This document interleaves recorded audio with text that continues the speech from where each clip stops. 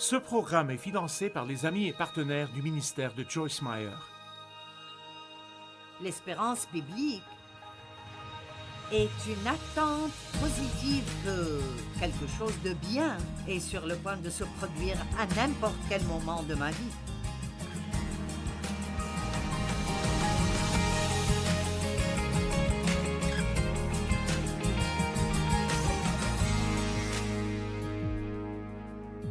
J'appelle cette série « Si c'est détruit, Dieu peut le réparer ». J'ai cherché un jour des références sur le mot « restauration ». Et en fait, restaurer quelque chose veut dire le renouveler ou même le rendre meilleur encore. Et j'aime vraiment cette idée parce que quand vous achetez quelque chose de nouveau, il n'y a pas d'égratignure, rien du tout. Je veux dire, vous pensez que vous voulez juste le contempler. Mais quand vous restaurez un meuble qui a peut-être 20 ans et quelques, il est toujours vraiment beau. Mais il a peut-être une égratignure ou une lésion ici ou là. Mais pour être honnête, si nous comparons ces meubles à nos vies, je pense que ces petites égratignures nous donnent notre caractère. Vous savez, si c'est un meuble quelconque, ça le rend en fait un peu plus intéressant. Je me demande tout ce qui s'est passé dans sa vie pour en arriver là. Je pense que nous apprenons de chacune de nos erreurs. Chaque erreur que nous faisons, nous apprenons quelque chose, et c'est ce qui nous donne du caractère. Combien d'entre vous croient que vous avez appris et grandi spirituellement à travers les choses difficiles que vous avez traversées dans la vie? Ça veut aussi dire être totalement changé. C'est plus qu'une réparation. Certains ont besoin d'un changement complet. Ça veut dire de réparer ou de réhabiliter. Mais voici ce que l'article que je lisais dit. Mais la définition biblique, ce que la Bible veut nous montrer concernant la restauration est ceci. Recevoir plus que ce que vous avez perdu.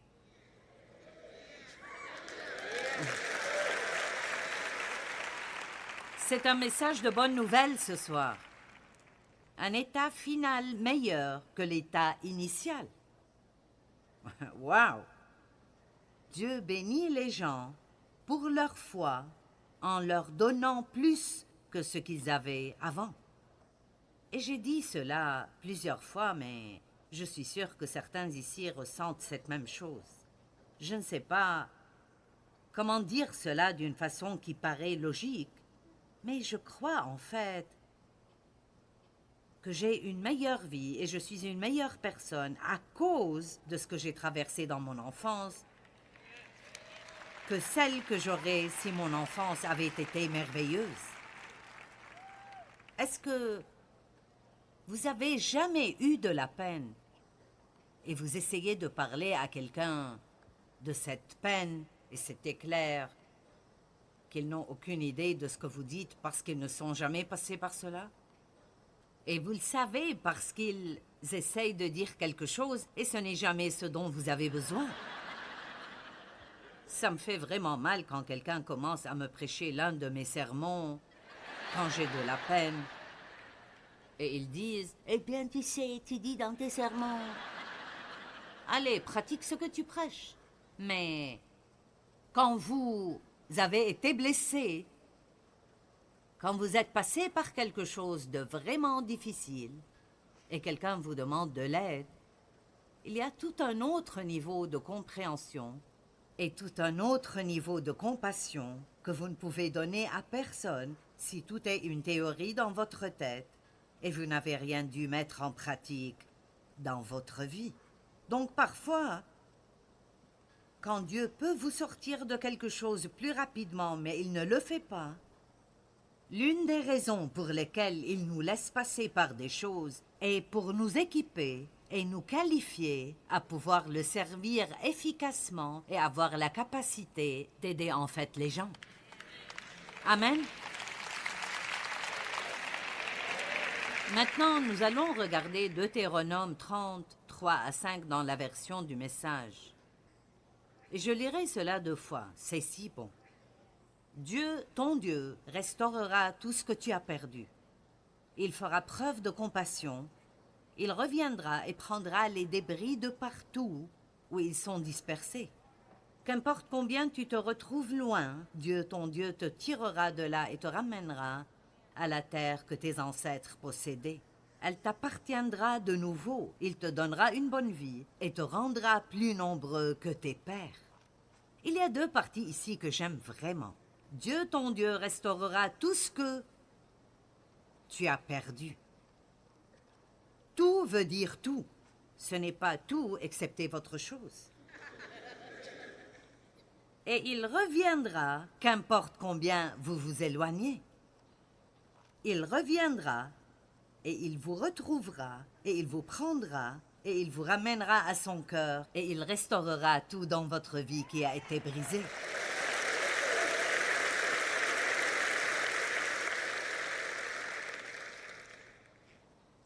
La Bible dit que Dieu nous donne la beauté contre les cendres et qu'il guérit les cœurs brisés. Peut-être que vous avez besoin d'une restauration d'un cœur brisé. Quelqu'un vous a fait mal, vous a blessé, une relation brisée, quelqu'un vous a fait quelque chose que vous n'auriez jamais cru, jamais pensé que cette personne pourrait vous faire. Et vous sentez que vous ne pourrez plus jamais faire confiance à personne. Écoutez, ne laissez jamais ce qu'une, 2, 3, 4 ou 5 personnes méchantes vous ont fait vous mettre dans un état où vous vous méfiez de toute personne sur terre. C'est misérable pour vous et ce n'est pas juste pour eux.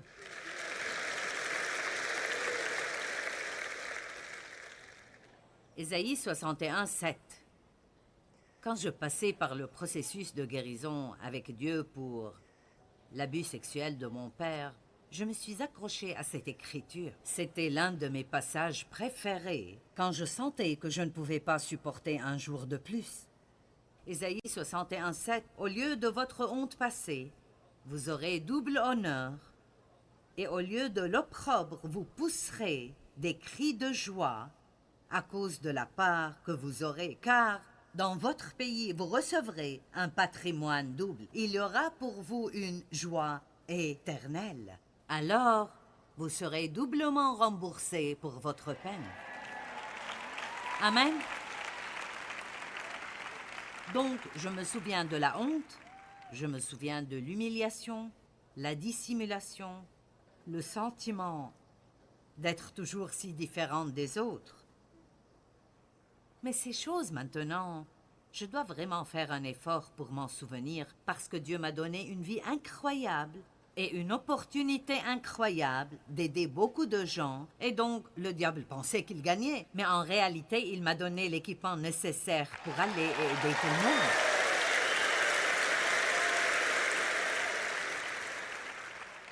Maintenant, parlons de l'espérance. C'est un excellent motivateur. C'est incroyable si vous vous réveillez sans espérance. Vous ne voulez rien faire. Mais si vous ne disposiez que de quelques gouttes d'espérance, vous pourrez continuer à mettre un pied devant l'autre. Cela vous aidera à continuer. Et le diable ne veut pas que nous ayons d'espérance. Il nous veut sans espérance. Et il veut que vous pensiez que vous avez commis des erreurs impossibles à corriger, détruit des relations qui ne peuvent jamais être réparées, fait des choses qui ne peuvent jamais être pardonnées. Vous êtes malade depuis trop longtemps pour pouvoir réellement guérir. Vous avez des problèmes d'argent depuis si longtemps que vous dites « Je suppose que ça sera toujours le cas ». Mais ce soir, Dieu veut que vous remettiez de l'espérance dans votre cœur. Et l'espérance n'est pas « j'espère ». Ce n'est pas ce qu'est l'espérance. L'espérance biblique est une attente positive que quelque chose de bien est sur le point de se produire à n'importe quel moment de ma vie.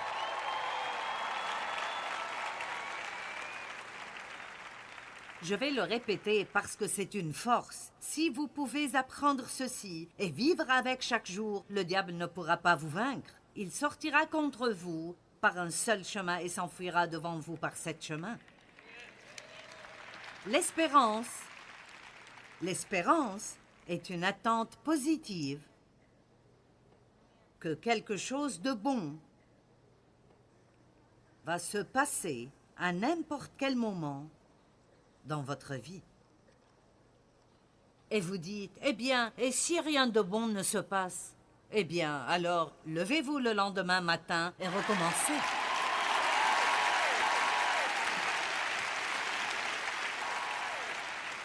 Que le diable sache que vous n'allez pas vous taire avant qu'il ne s'en aille. Donc, Zacharie 9:12 parle d'être captif de l'espérance. Un captif est une personne qui est enfermée dans un endroit où il ne peut pas sortir. Je suppose donc qu'un captif de l'espérance est quelqu'un qui est enfermé dans l'espérance et ne peut y échapper. Et voici ce qui est écrit. Retournez à la forteresse, vous prisonniers qui avez d'espérance. Car aujourd'hui encore, je le déclare, je vous rendrai au double votre prospérité passée en tant que premier-né parmi les nations. Nous avons donc écriture après écriture qui dit que Dieu nous accordera une double bénédiction pour nos problèmes passés, mais c'est si nous faisons les choses à sa manière. Amen. Vous savez, il y a beaucoup de choses dans notre vie que nous ne comprenons pas. Et j'ai compris cela il y a quelques semaines et je l'ai partagé il y a 2 semaines quand j'étais dans une église à Houston. Et c'est trop beau pour la laisser passer ici. Je ne l'ai jamais remarqué. Je ne sais pas pourquoi, mais récemment j'écoutais quelqu'un qui a tourné l'attention. Il y a tellement de choses que nous ne savons pas. Et nous sommes dérangés par les choses que nous ne savons pas. Nous essayons de comprendre, nous demandons à d'autres personnes. Nous essayons de comprendre toutes les choses que nous ne connaissons pas, et souvent, nous nous embrouillons davantage. Romains 8:26 dit que nous ne savons même pas comment prier. Nous ne savons pas. Dites, nous ne savons pas.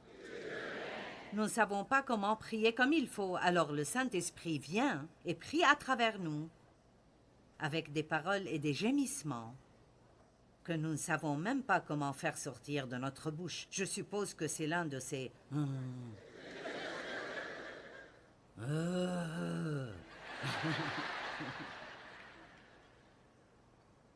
Mais le verset suivant dit « Mais nous savons ». Donc, le verset 26, nous ne savons pas.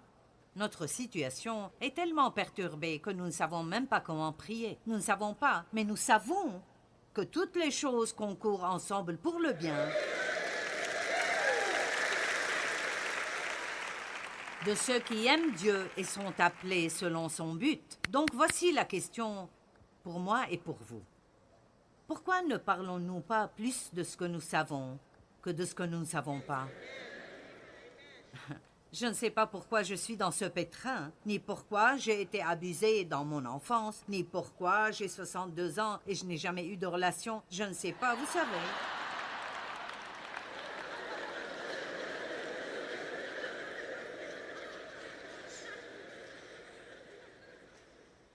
Beaucoup de rire, donc vous en aviez besoin.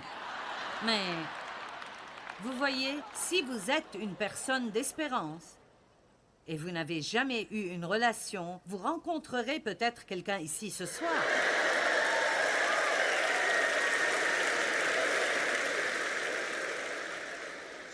Parce qu'il pourrait y avoir un homme de 63 ans ici. Bon, je reviens à mon sujet. Nous savons que Dieu nous aime. Nous savons que nous allons au paradis et vivrons pour l'éternité. Nous savons que nous n'irons pas en enfer. Amen.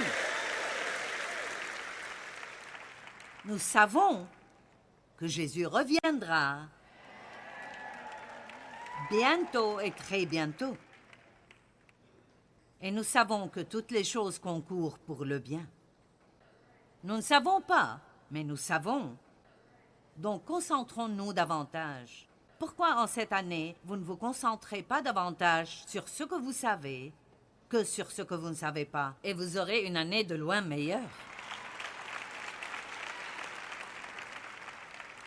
Donc, Dieu restaure notre espérance. Il est toujours prêt à nous redonner de l'espérance.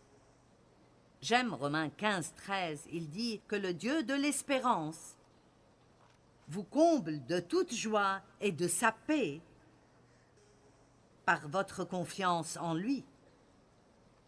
Ainsi votre cœur débordera d'espérance par la puissance du Saint-Esprit. Il est le Dieu de l'espérance. Et personne ne peut vous enlever votre espérance si vous ne l'abandonnez pas. Certains d'entre vous apprécieront le verset prochain plus que d'autres. Et vous saurez qui vous êtes dès que je le lirai. Dieu promet de restaurer notre jeunesse.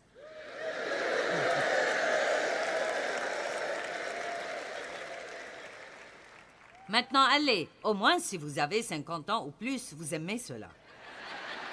Peut-être si vous avez 40 ans. Si vous avez 20 ans, vous dites « passons au sujet suivant ». Mais écoutez-moi. Peut-être vous avez maintenant 20 ans et moi 75 ans, mais un jour vous aurez 75 ans. Et ne pensez pas une minute que non. Si le Seigneur tarde, vous vieillissez un peu plus chaque année. Chaque année, la gravité prend un peu plus d'effet. Et un jour, vous allez regarder dans le miroir et tout ce qui était en haut auparavant sera bien descendu après. Et vous apprendrez à cacher des choses sous vos vêtements.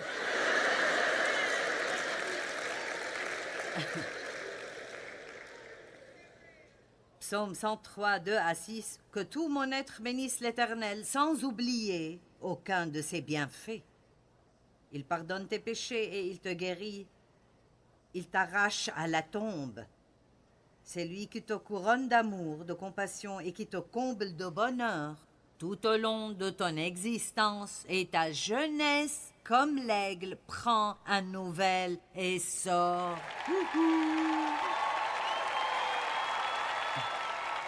Amen. Et j'aime ceci de Paul, 2 Corinthiens 4, 16. Voilà pourquoi nous ne perdons pas courage et ne perdons pas notre espérance. Et même si notre être extérieur se détériore peu à peu, intérieurement, nous sommes renouvelés jour après jour après jour. Alors, qu'est-ce que ça me dit vraiment? Cela me dit qu'être vieux est une attitude plus qu'un nombre d'années. Alors, laissez-moi vous donner quelques conseils. Je suppose que je vais parler aux dames d'abord. N'atteignez pas un certain âge où vous décidez alors vous vêtir comme des vieux.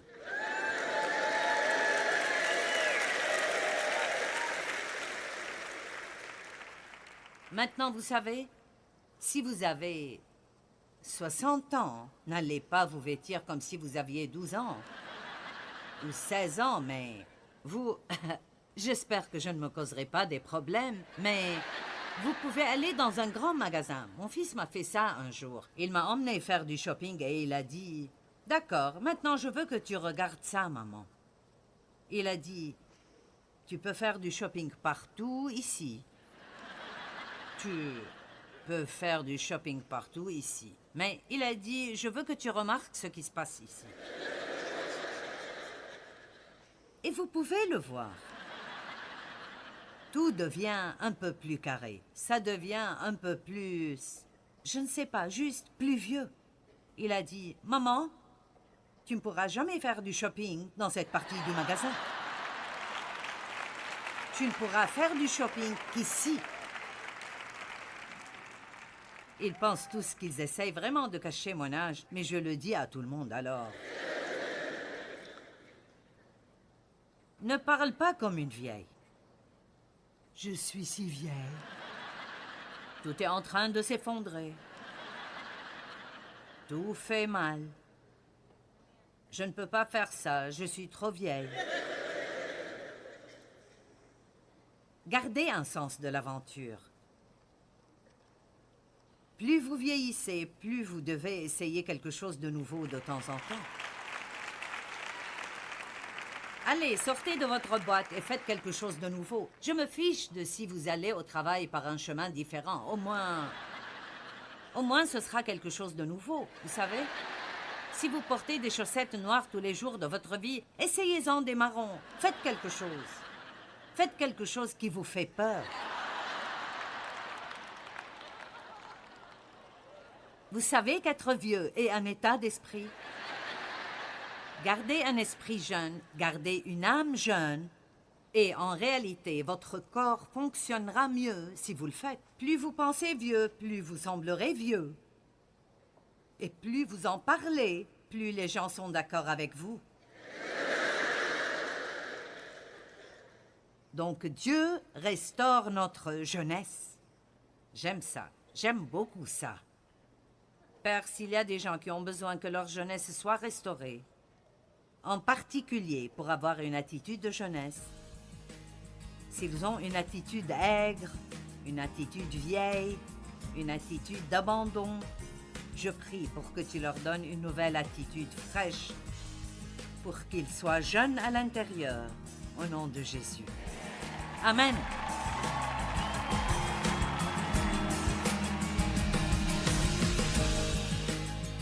Eh bien, votre douleur n'est pas trop grande pour Dieu. Il veut restaurer votre vie.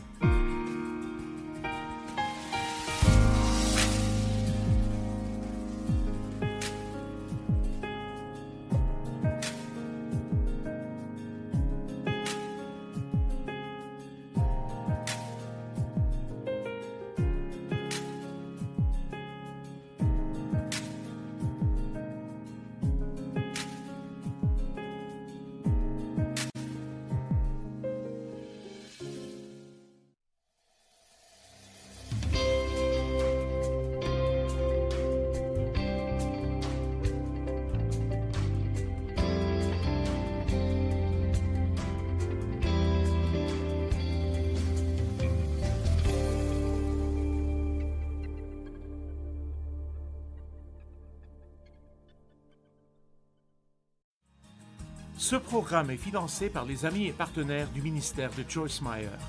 Dieu pense à vous tout le temps. J'ai dit, Dieu pense à vous tout le temps. Et devinez quoi? Il ne pense rien de mal.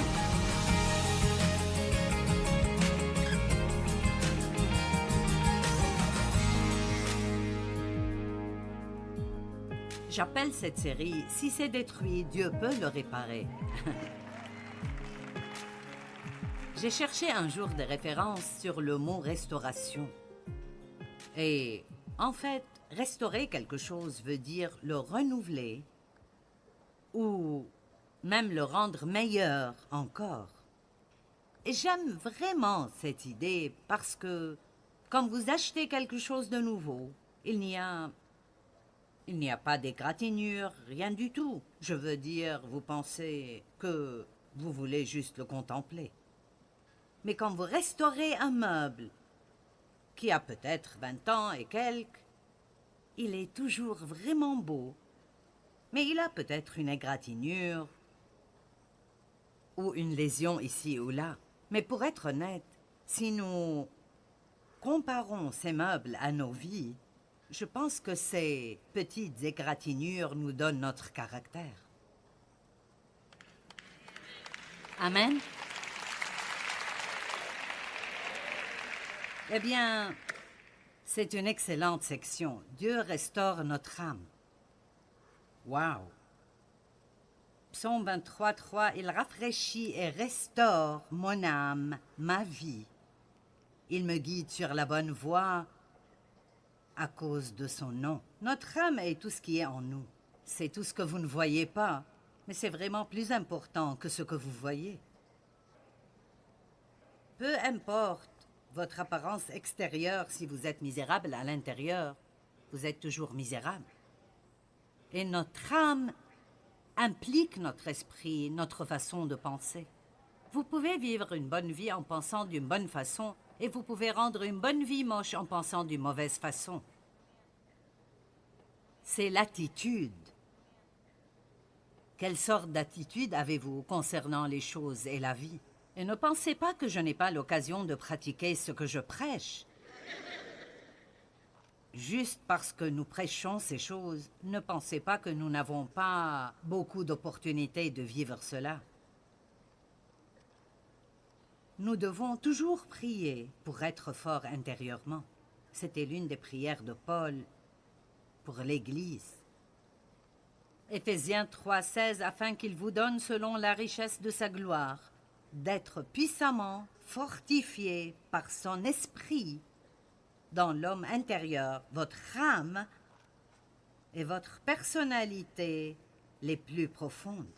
Priez pour vous-même et les gens que vous aimez tous les jours pour qu'ils soient renforcés intérieurement par le pouvoir du Saint-Esprit.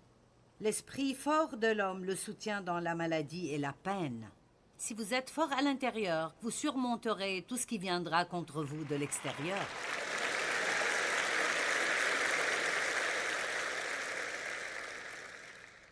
Les émotions ont besoin de tant d'attention aimante. Vous devez rire. Je suis sortie avec ma fille l'autre jour et je passais par une période difficile. J'avais besoin de rire et je ne sais pas ce que les gens ont pensé.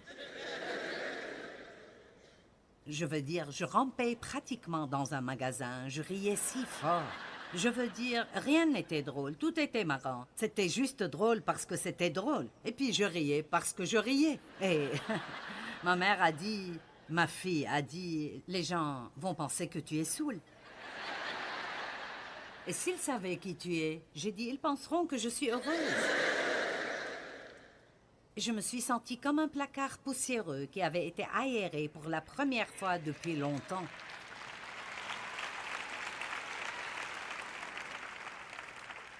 Et parce qu'il n'y a pas beaucoup de choses amusantes dans le monde qui nous entoure,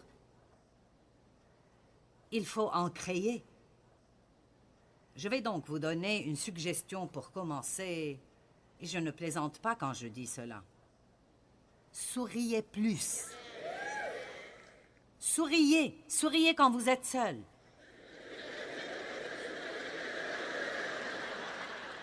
Je suis sérieuse, je fais ça parfois. Je fais juste ceci. Et je me sens beaucoup mieux. Allez-y, essayez. Fermez les yeux et souriez. Voyons. Maintenant, vous ne vous sentez pas mieux? Honnêtement, j'ai découvert que quand je fais ça, c'est comme si j'étais un peu libérée ici. Juste.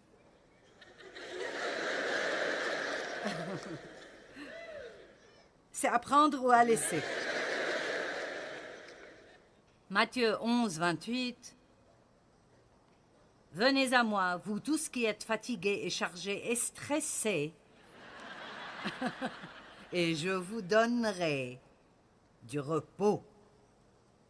Je rafraîchirai votre âme. Dieu veut s'occuper de tout ce qui est en nous, notre esprit, notre volonté, nos émotions, nos attitudes. Il se soucie de chaque partie de vous, en particulier ce qui arrive en vous. Il se soucie de ce qui se passe à l'intérieur. Si vous avez une âme blessée, nous prions maintenant pour que Dieu vous rétablisse et vous donne la guérison, une nouvelle vie et une raison de rire, quelqu'un à aimer et quelqu'un qui vous aime. Nous prions pour que vous trouviez du plaisir dans des choses que d'autres personnes ne pourraient pas apprécier, au nom de Jésus. Amen. Allez. On s'amuse bien. Dieu restaure notre valeur. Je veux vous raconter une petite histoire. Et tu aimeras ceci, Tommy, parce que cela a un rapport avec le Dream Center. Ce que ce pasteur a fait lors de la création du Dream Center est devenu viral et il existe maintenant 267 Dream Centers aux États-Unis.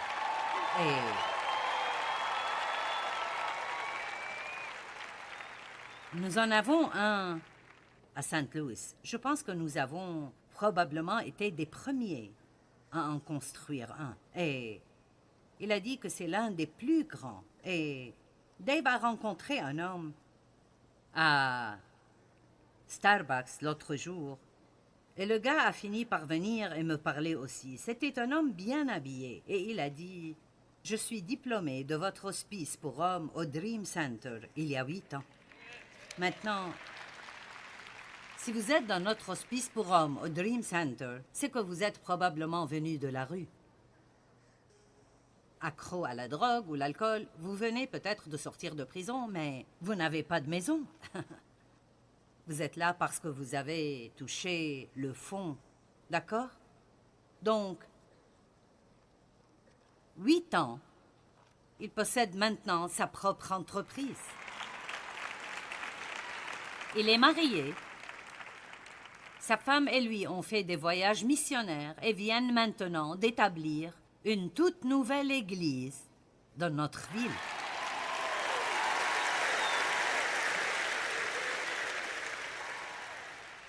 Alors, tu vois, pasteur Tommy, ça continue. Regarde ce que tu as commencé. Vous voyez, on ne sait jamais.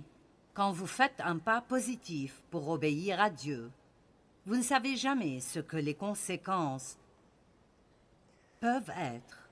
Et c'est incroyable. Mais j'ai voulu aborder cette question à cause du point suivant.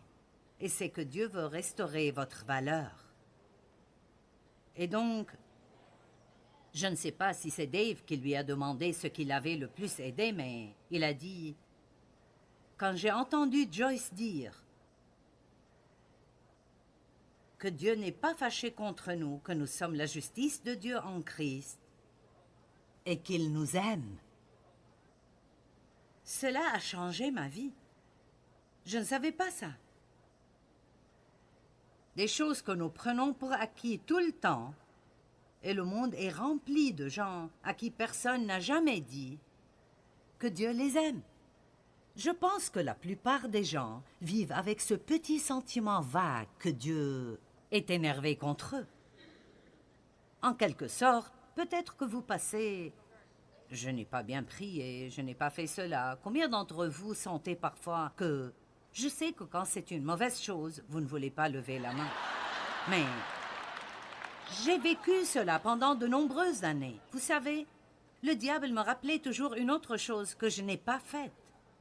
Il y avait toujours une chose que je n'ai pas faite. Et alors, je me sentais toujours coupable à ce sujet. Et je ne réalisais même pas que j'avais l'impression que Dieu n'était pas content de moi. Mais le fait est qu'il n'est pas content de nous parce que nous faisons tout comme il faut. Il est content de nous parce que nous croyons en son Fils, Jésus-Christ.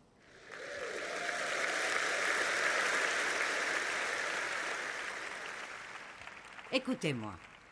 Si vous cherchez un ministère et vous ne l'avez pas encore trouvé, je vais vous en donner un. Vous avez tous un ministère. Votre ministère est de donner à chaque personne que vous voyez de la valeur. Faites-les se sentir précieux.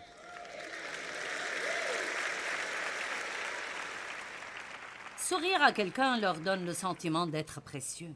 Dire bonjour leur donne le sentiment d'être précieux. Connaître leur nom leur donne un sentiment d'importance.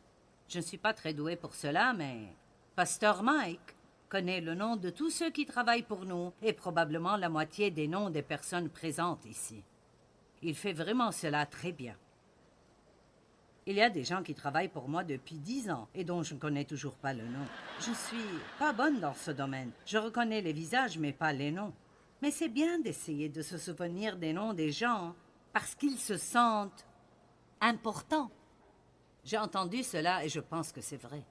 Les gens ne se souviennent pas toujours de ce que vous leur avez dit, mais ils se souviendront de ce que vous leur avez fait ressentir.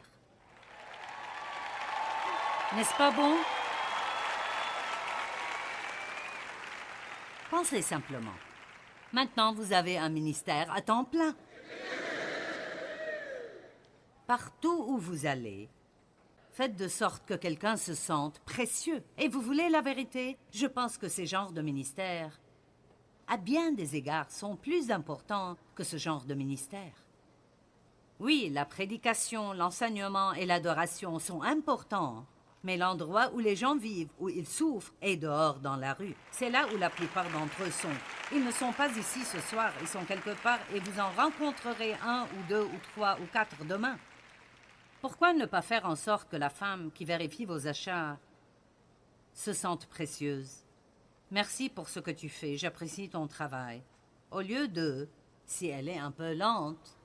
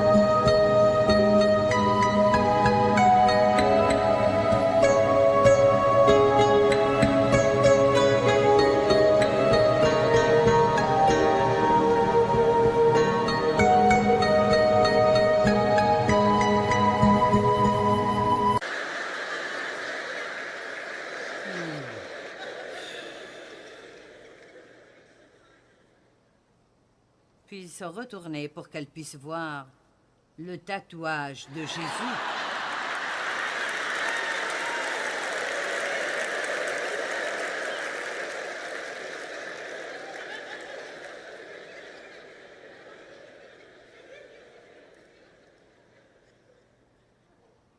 Allez, si quelqu'un a besoin de se sentir mieux ce soir, écoutez-moi. Ésaïe 43, parce que tu es précieux à mes yeux. Vous êtes précieux.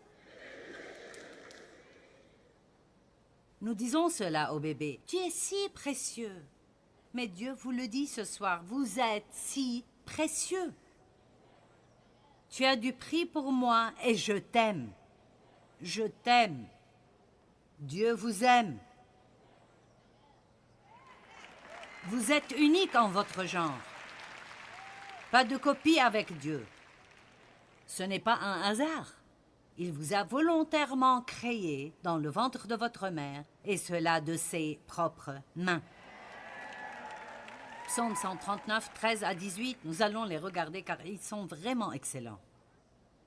Tu m'as fait ce que je suis, et tu m'as tissé dans le ventre de ma mère. Je te loue d'avoir fait de moi une créature aussi merveilleuse. Tu fais des merveilles, et je le reconnais bien. Mon corps n'était pas caché à tes yeux quand, dans le secret, je fus façonné et tissé comme dans les profondeurs de la terre. Je n'étais encore qu'une masse informe, mais tu me voyais et, dans ton registre, se trouvait déjà inscrit tous les jours que tu m'avais destiné alors qu'aucun d'eux n'existait encore. Avant votre naissance, chaque jour de votre vie était déjà enregistré dans le registre de Dieu. Alors nous serons peut-être surpris, mais il est toujours prêt pour tout ce qui va venir. Et ceci est merveilleux. 17 et 18. Combien tes desseins, ô Dieu, sont pour moi impénétrables, et comme ils sont innombrables. Si je les comptais, ils seraient bien plus nombreux que les grains de sable. Voici, je m'éveille, je suis encore avec toi. Qu'est-ce qu'il veut dire? Que Dieu pense tellement à nous tout le temps. Dieu pense à vous tout le temps. J'ai dit, Dieu pense à vous tout le temps. Et devinez quoi? Il ne pense rien de mal. Il pense à votre potentiel, à vos possibilités, à vos dons, comment vous bénir, à comment il peut guérir une blessure que vous avez subie dans votre vie. Il dit, si je comptais le nombre de pensées de Dieu envers nous, il serait bien plus nombreux que les grains de sable. Dieu pense à nous. Wow! Et puis ceci, Luc 12, 7, bien plus, même les cheveux de votre tête sont comptés. J'avoue, il n'a pas à compter autant avec certains que d'autres, mais...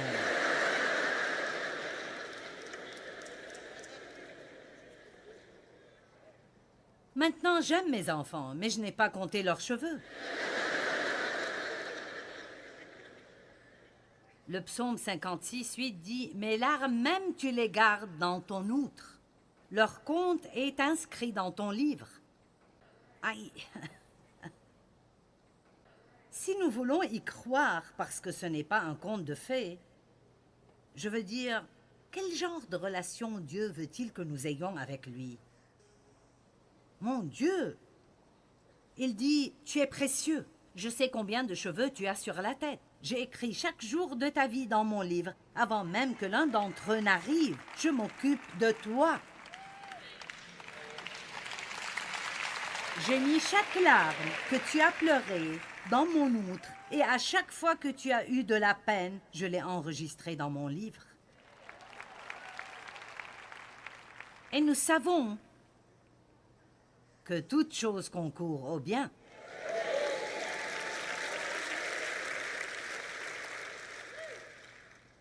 Père, quiconque est ici ce soir et dont la valeur doit être restaurée, je prie pour que tu le fasses pour lui maintenant.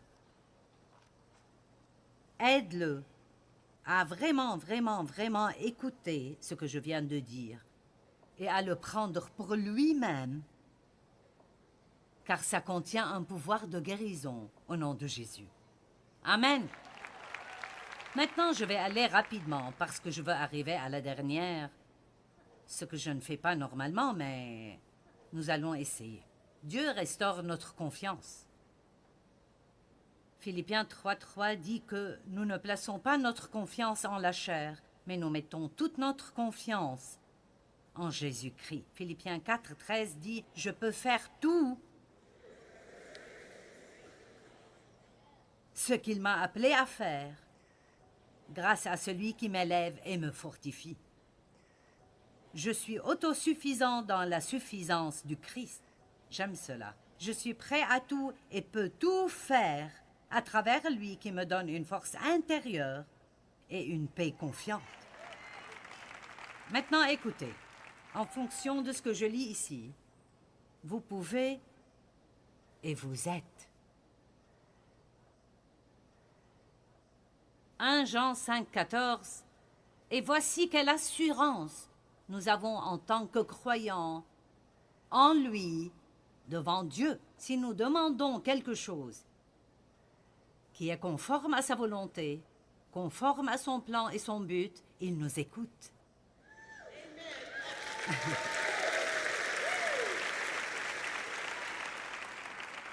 Peut-être devrions-nous prier davantage.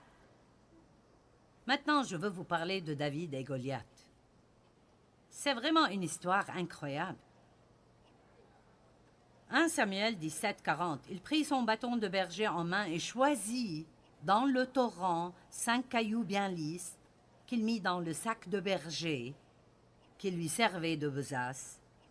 Et sa fronde à la main, il s'avança vers le Philistin, le géant Goliath. Celui-ci s'avança vers David, précédé de son porte-bouclier. Lorsque le Philistin vit David, il le méprisa parce qu'il n'était qu'un jeune homme roux et de belle figure. Il lui dit « Est-ce que tu me prends pour un chien pour venir contre moi avec un bâton de berger ?» Puis il maudit David par ses dieux, donc nous savons qu'ils n'existaient pas, et dit « Approche un peu pour que je donne ta chair à manger aux oiseaux du ciel et aux bêtes des champs. » À quoi David répondit « Vous devez voir la confiance que ce jeune homme avait parce qu'il passait du temps avec Dieu. À quoi David répondit. Combien était-il plus grand que David? Disons 3 fois, 4 fois, il était très grand. David n'avait pas d'armure, il n'avait pas d'épée, il n'avait pas de lance, il avait une fronde et 5 cailloux lisses. Et Dieu.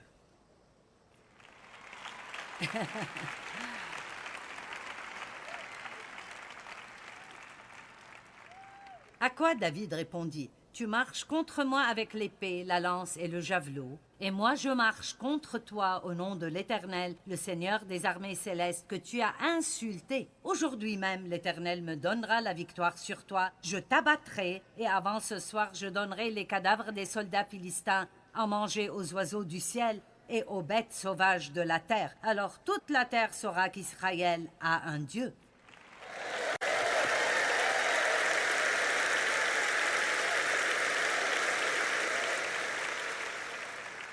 Pourquoi David a fait cela? Il n'essayait pas de prouver qu'il était important. Il défendait l'honneur de Dieu. Il disait, ce Philistin a appelé tous ses faux dieux et aucun des soldats n'ira combattre ce type. Bien, je le ferai.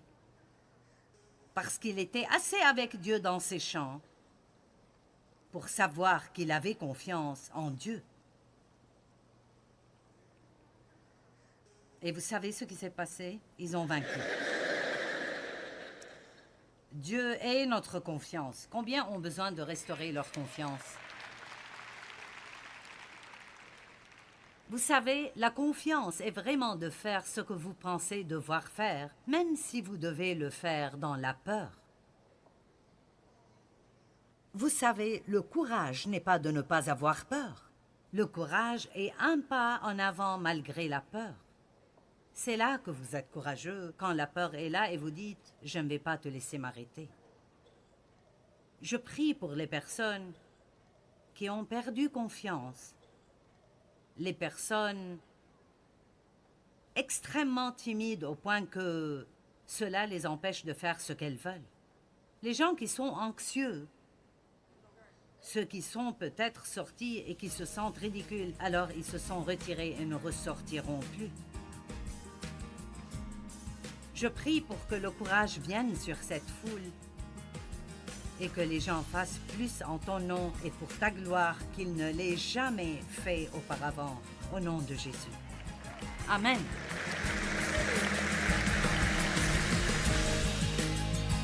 Vous sentez-vous brisé aujourd'hui? Nous avons tous commis des erreurs. N'êtes-vous pas heureux, cependant, que Dieu puisse et veuille nous restaurer? Au lieu de notre honte passée, il nous donnera la joie de notre salut. Peu importe ce qui vous est arrivé, il n'est pas trop tard pour vous. Vous pouvez recommencer.